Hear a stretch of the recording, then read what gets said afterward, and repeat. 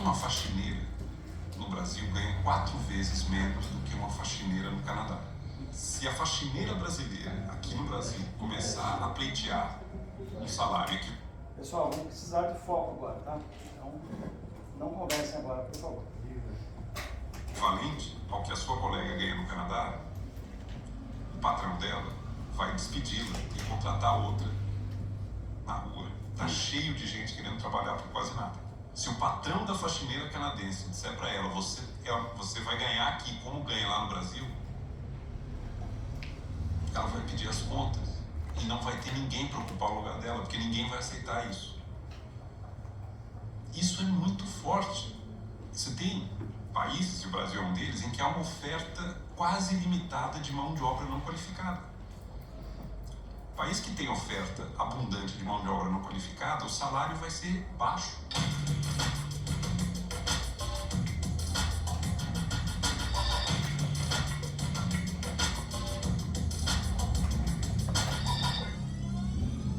É de um descaso secular, de séculos e séculos, com capital humano, com formação de competências, habilidades, capacitação. O Estado brasileiro nunca teve o primado da vida. O Estado sempre foi mais importante para os grupos particulares que o administram e que são beneficiários diretos. O Estado sempre foi mais importante para os seus interesses, seja para manter a sua burocracia própria, mas a população brasileira, o Estado brasileiro nunca se preocupou em conformar uma nação brasileira. A temporalidade do Estado é completamente diferente da temporalidade do mercado. O mercado, necessariamente, as instituições privadas, elas precisam levar em consideração o lucro, senão as instituições elas fracassam. Enquanto que o Estado está comprometido à manutenção da vida dos seus cidadãos no longo prazo. Então, no momento que o Estado acaba mimetizando o mercado, ele está abrindo mão da garantia da sobrevivência dos seus cidadãos no longo prazo e na história.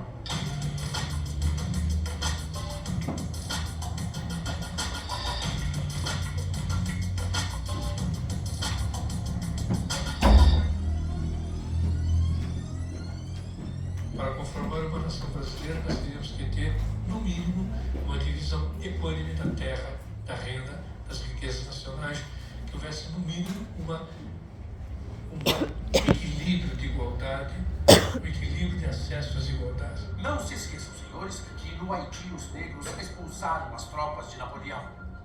Chegou a hora deste país ter um exército de verdade. Coronel, os cofres estão abertos para o senhor. Gaste o que for preciso, mas dê um exemplo a essa gente. Quem é que está armado?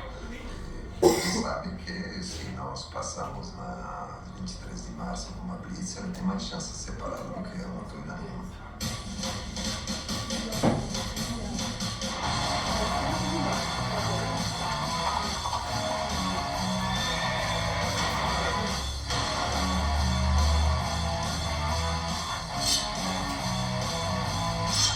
Claro que não tem democracia racial no Brasil. Foi uma imagem que foi sendo criada e que nós acabamos acreditando nela, mas não é verdadeira, né? Democracia racial é uma piada inventada pelas elites, mas... não, essa é uma piada de mau gosto inventada pelas elites. Primeiro começando na minha primeira infância, digamos. Meus amiguinhos lá da rua brincando. E aí, pichain, torrão, torresmo, sabe? Pinche, né? Sarará, tal. Chega na escola, todas as ilustrações que você tem, sempre loirinhos, olhos azuis, né? Os heróis brasileiros, como Cabral, Caninha e tal, sempre aquele padrão europeu, né? Então a história do Brasil sempre contada pelo invasor. As novelas, a Doriana, aquela família feliz, né? Eu falava, puta, eu sofro assim por, né? Eu não tinha uma educação cultural, chegava em casa, minha mãe banguela, negra, fedida, bêbada, né, meu? Então eu me sentia inferior por causa disso. Né? Eu só fui conseguir me sentir a Xuxa, que a minha frustração era porque eu não era igual a Xuxa, quando eu dei o primeiro pega, a primeira baforada, o primeiro 2. Pobreza tem cor no Brasil. O corte de classe coincide com o corte de cor, de origem, de etnia. Não pode ser coincidência. Ah, não, mas existe uma classe média negra, sim, existe. Mas existe uma classe média negra que não chega a 5% da população negra. 70% da população negra não é nem classe média. A cada 4 pessoas mortas pela polícia, 3 são negros. Nas universidades brasileiras, apenas 2% dos alunos são negros. A cada 4 horas... E se você tem um preto pobre e um branco pobre, o branco pobre terá vantagem numa seleção de emprego. Assim, não é uma hipótese, é um fato. A gente testemunha isso, a gente tem dados estatísticos que comprovam isso. De vez em quando você encontra alguém e fala, você conhece fulano e tal, conheço. Aquele é um negro de alma branca. De vez em quando você encontra isso, ou seja, isso está embutido na massa encefálica do povo brasileiro. Se antes a gente saía da senzala e ia a pé para Casa Grande trabalhar, agora a gente pega o busão e vai para Casa Grande trabalhar. Entendeu? O centro é a Paulista, a Berrini, é a emancipação da Casa Grande. A gente vem para nossas cidades dormitórios, onde a gente dorme, e deixa o suor todinho lá. Há quantos anos a gente está fazendo isso?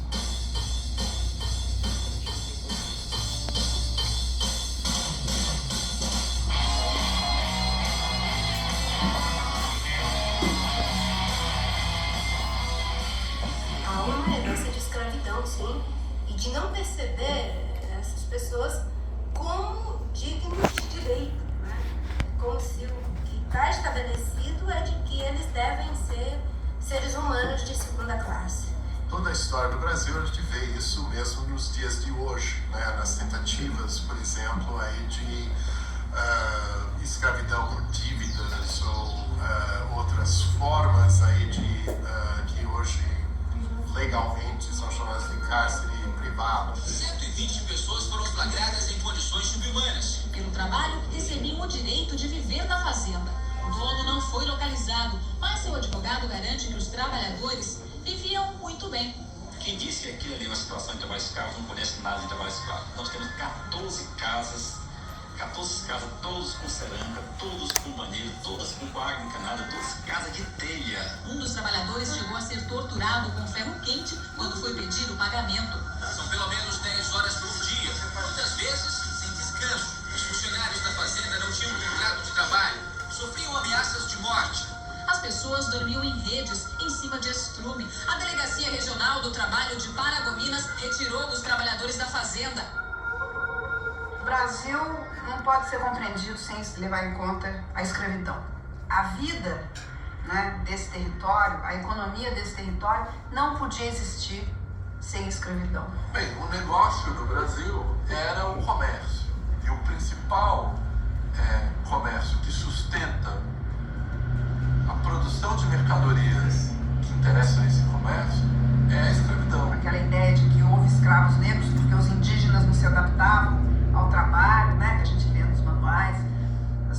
ainda lê, os indígenas eles eram rebeldes, eles fugiam para o mato, eles não gostavam de trabalho sistemático, então os portugueses foram buscar escravos na África, né?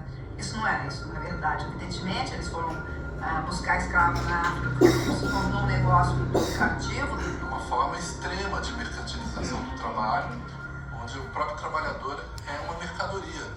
Então, ele é também objeto do comércio, da troca, da venda, da negociação. A escravidão deforma terrivelmente o modo de pensar do ser humano. Se você não é dono nem do seu corpo, o que você pode fazer para melhorar o seu futuro? Nada.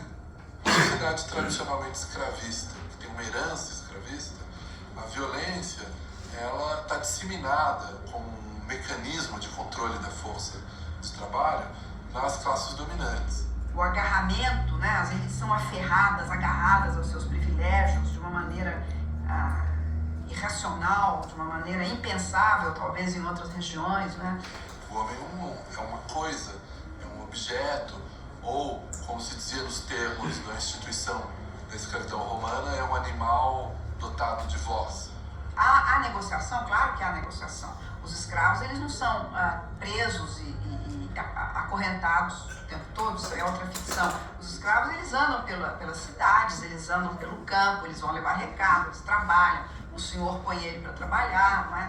Então há uma liberdade muito grande que mostra que a sujeição, né, a dominação, ela não se faz apenas na base dessa coerção mais evidente, ela comporta mecanismos de coerção muito mais sofisticados. Curiosamente, nos Estados Unidos havia uma defesa organizada intelectual da escravidão enquanto ela existia. E foi preciso uma guerra para acabar com ela. Houve um conflito armado, violento, que terminou com o padrão. No Brasil nunca houve uma defesa intelectual da escravidão, mas também não houve guerra. Se você pegar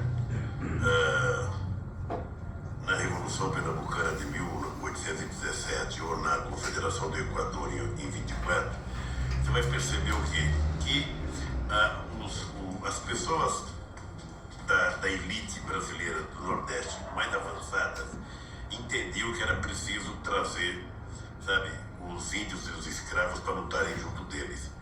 E os mais conservadores diziam, não vamos convidá-los porque se eles ganharem junto conosco, depois os adversários seremos nós e eles vão para cima de nós. Sendo o número de escravos negros muito maior que o de brancos, se nós nos rebelarmos, os negros também se revoltam. E aí seria pior ainda. Esse problema se resolve facilmente.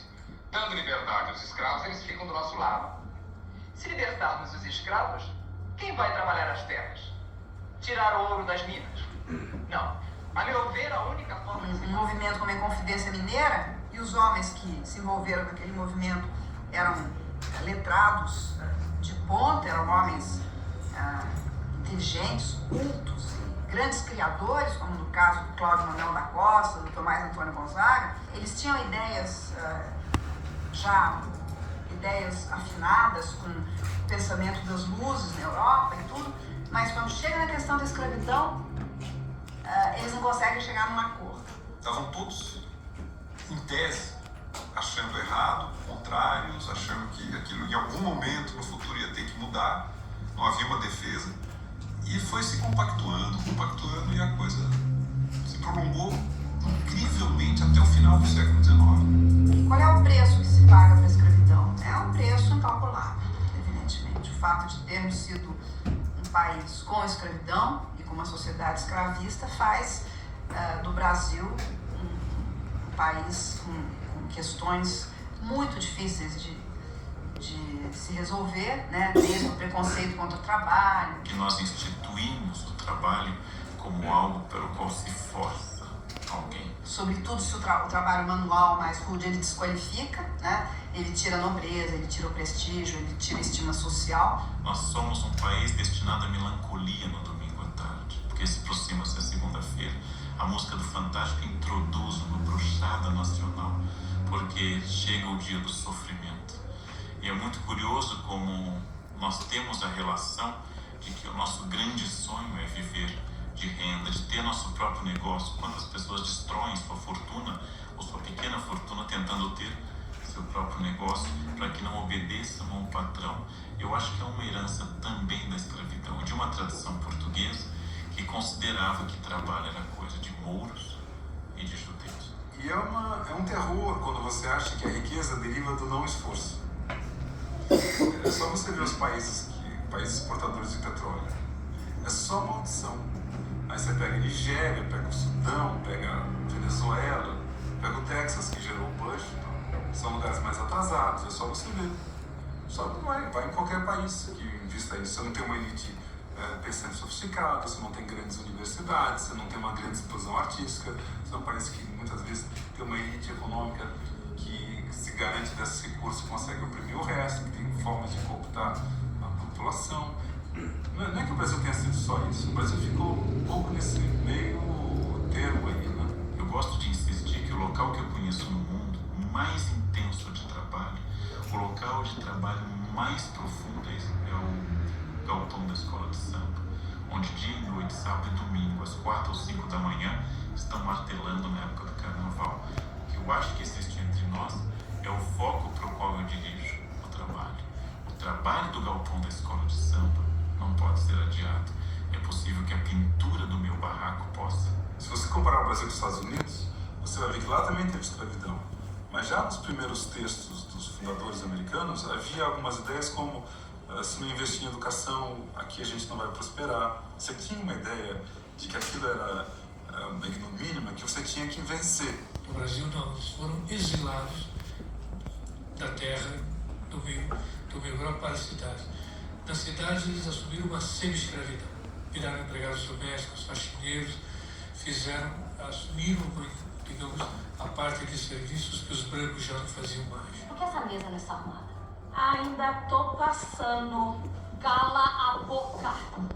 Preta, vagabunda inútil. Deram-te liberdade, mas esqueceram de te dar inteligência. Vamos, mexa-se. Eu tô de olho, hein?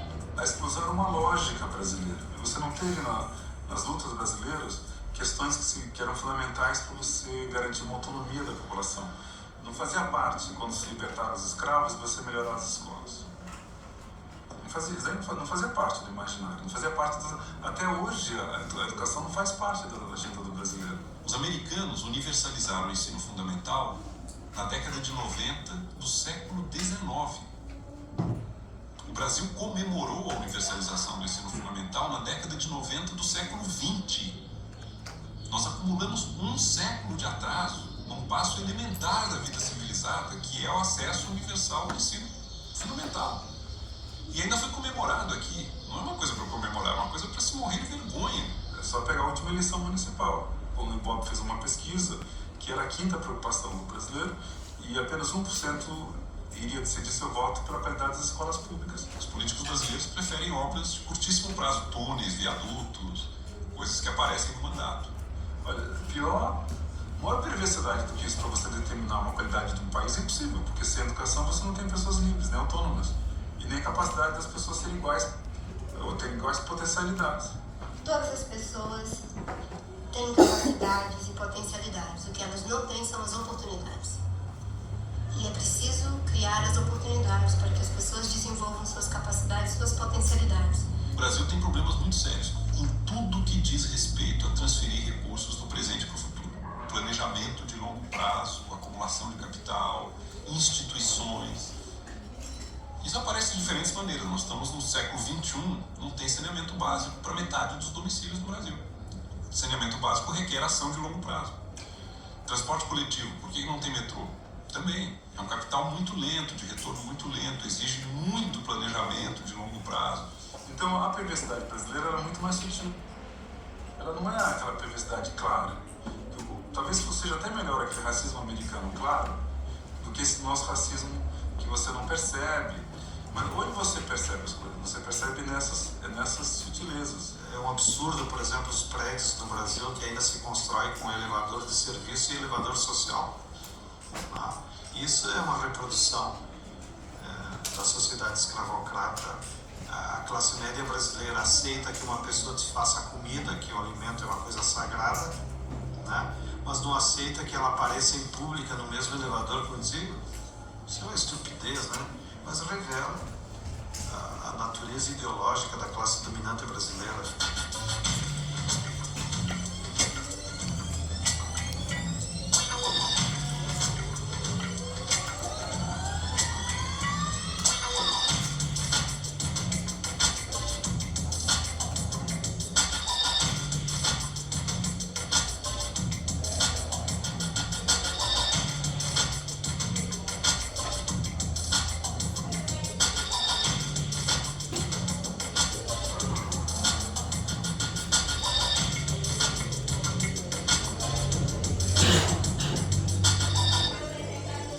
Troca-se mulato, fagueiro, bem alerta, por armário, por um cavalo.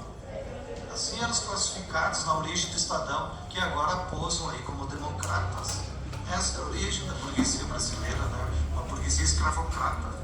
Essa é a razão, por exemplo, que o Brasil é o único país do mundo que continua aumentando a empregada doméstica. Porque aqui no Brasil a mentalidade da burguesia é, quando tu aumenta um pouquinho a renda, tu tem que ter os serviçais dentro de casa. A fulana que te faz a comida, a fulana que te lava a roupa, a fulana que te arruma a cama, a fulana que te cuida dos filhos. Tá? Aqui no Morumbi, a média de... Que horas né? 25? 25? Ah, é? Que horas não? Não é 20 para as 4? Não. 25? 25? Caramba, não chegou lá ainda também, não?